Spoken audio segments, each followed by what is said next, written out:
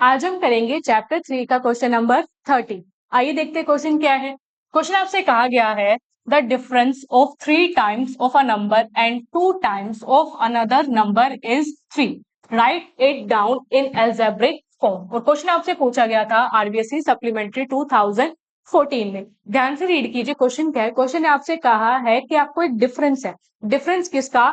3 times of a number, यानी first number का 3 times और जो सेकंड नंबर है उसके 2 टाइम्स का जो डिफरेंस है वो आपको कितना दिया गया है? 3। तो आपको क्या करना है, इस प्रॉब्लम को अलजेब्रिक फॉर्म में रिप्रेजेंट करना है, यानी एक्स और वाई की फॉर्म में रिप्रेजेंट करना है। देखिए यहाँ पे जो सवाल आता है मैम कि हमें कैसे पता चलेगा कि एक्स किसे लेट करना है और वाई क्या लेट करना है। काफी ज्यादा आसान होता है।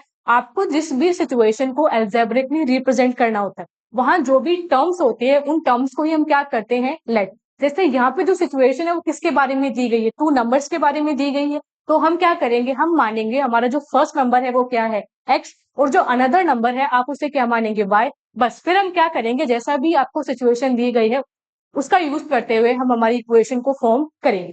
आइए देखते हैं हमारा आंसर। तो हमने लिखा आंसर, जैसा अभी हमने डिस्कस किया कि हम लेट करेंगे फर्स्ट नंबर को एक्स और अनदर नंबर या सेकंड नंबर को वाई। तो चलिए इसे लिखते हैं। हमने लिखा let first number,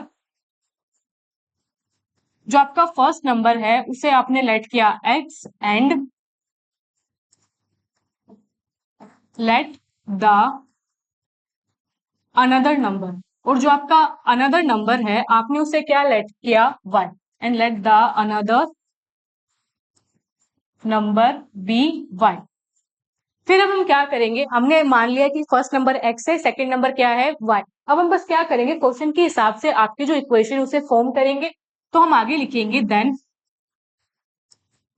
according to question.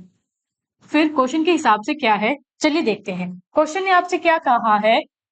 3 times of a number. 3 times of a number यानी आपका जो फर्स्ट नंबर है उसका 3 टाइम्स। और हम जानते हैं टाइम्स का क्या मतलब होता है? मल्टीप्लाई। क्या मतलब होता है? मल्टीप्लाई। हमने माना है कि फर्स्ट नंबर क्या है? एक्स। फर्स्ट नंबर आपका क्या है? एक्स। तो उसका जो 3 टाइम्स है वो आपका क्या हो जाएगा? वो हो जाएगा आपका 3x। आगे रीड करें, क्वेश्चन ने क्या कहा है। क्वेश्चन ने कहा है and 2 times of another number. जो आपका अनदर नंबर है उसका 2 टाइम्स। अनदर नंबर को आपने क्या माना है? y। अगर आपने अनदर नंबर को y माना है तो उसका 2 टाइम्स क्या हो जाएगा? 2y। और आपसे क्या कहा गया था कि इनका जो डिफरेंस है, डिफरेंस का क्या मतलब होता है? डिफरेंस का मतलब होता है हमारा माइनस।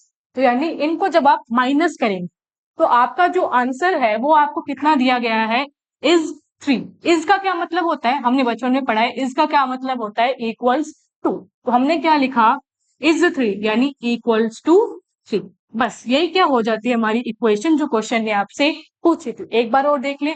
आपसे कहा गया था जो 1 नंबर है या जो फर्स्ट नंबर है उसका 3 टाइम्स और जो अनदर नंबर है उसका 2 टाइम्स, उनका डिफरेंस कितना है? 3 है। तो बस आपकी जो इक्वेशन है वो क्या बनी? 3x - 2y is equals to 3। ये क्या हो जाता है इस क्वेश्चन का कंप्लीट आंसर।